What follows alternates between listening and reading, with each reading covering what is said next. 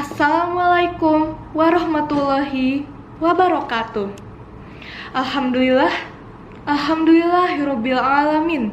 Wabihi nasta'inu ala umuri dunya waddin. Wassalatu wassalamu ala asyrafil anbiya'i wal mursalin wa ala alihi washabihi ajmain. Amma ba'du. Puji dan syukur marilah kita panjatkan kehadirat Allah Subhanahu wa taala.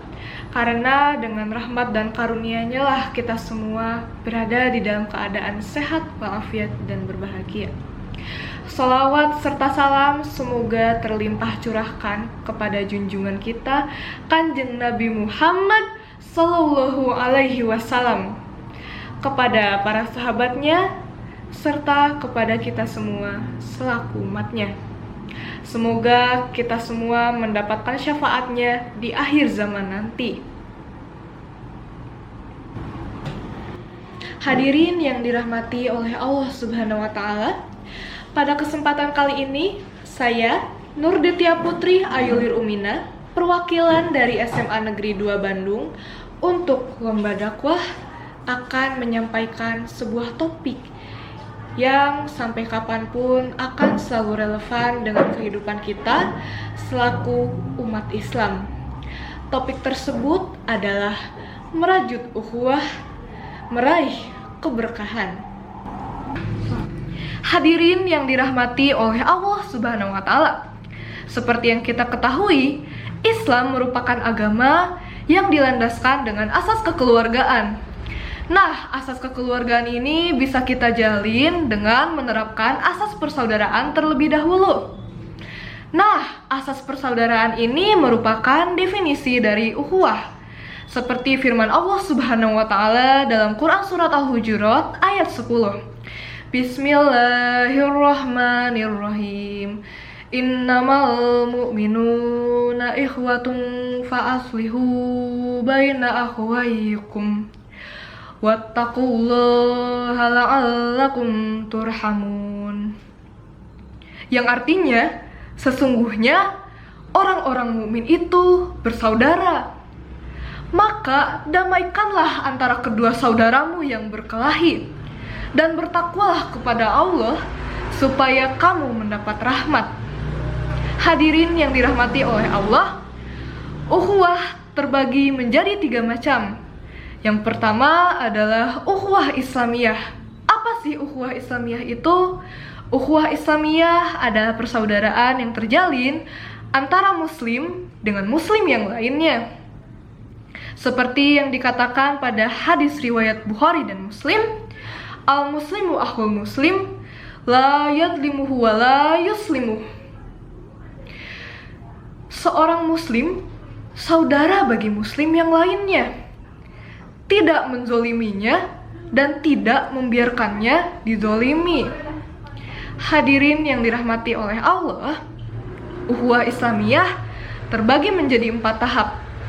Yang pertama adalah ta'aruf, yaitu saling mengenal antar satu dengan yang lainnya. Yang kedua, tafahum, saling mengetahui antar satu dengan yang lainnya. Yang ketiga, ta'awun, saling tolong-menolong dengan satu dengan yang lainnya. Dan yang terakhir adalah tafakul, saling memberikan kepercayaan antar satu sama lain dan saling memberikan rasa aman. Hadirin yang dirahmati oleh Allah Subhanahu wa taala, apakah persaudaraan itu hanya terbatas dengan muslim? Tentu saja tidak. Macam ukhuwah yang kedua adalah ukhuwah watoniyah. Apa itu ukhuwah watoniyah? Ukhuwah watoniyah adalah persaudaraan yang terjalin antar sesama manusia yang masih satu bangsa. Macam ukhuwah yang ini seringkali kita jumpai di kehidupan sehari-hari. Misalnya, kita hidup di negara Indonesia. Negara Indonesia merupakan negara yang kaya akan keberagamannya, baik dari segi agama, baik dari segi adat istiadat, dari segi budaya, dari segi bahasa daerah, dan lain sebagainya. Hadirin yang dirahmati Allah, kita sebagai muslim bukan berarti mendiskriminasi perbedaan yang ada di negara Indonesia ini. Sebagai masyarakat yang sebangsa, merasa bernasib satu, merasa bertanah air satu yaitu Indonesia, kita perlu menerapkan toleransi antar sesama. Toleransi ini merupakan pondasi dan merupakan kunci dari keberhasilan menjalinnya persaudaraan antar sesama masyarakat di negara Indonesia. Hadirin yang dirahmati Allah, macam ukhuwah yang terakhir adalah ukhuwah insaniyah. Apa itu ukhuwah insaniyah? Ukhuwah insaniyah merupakan macam ukhuwah yang paling umum, yakni persaudaraan yang terjalin antar sesama manusia. Tidak lagi memandang agama, tidak lagi memandang bangsa. Hadirin yang dirahmati oleh Allah, persaudaraan tidak lagi susah untuk dijalankan. Pada masa ini, globalisasi begitu berkembang dengan cepat.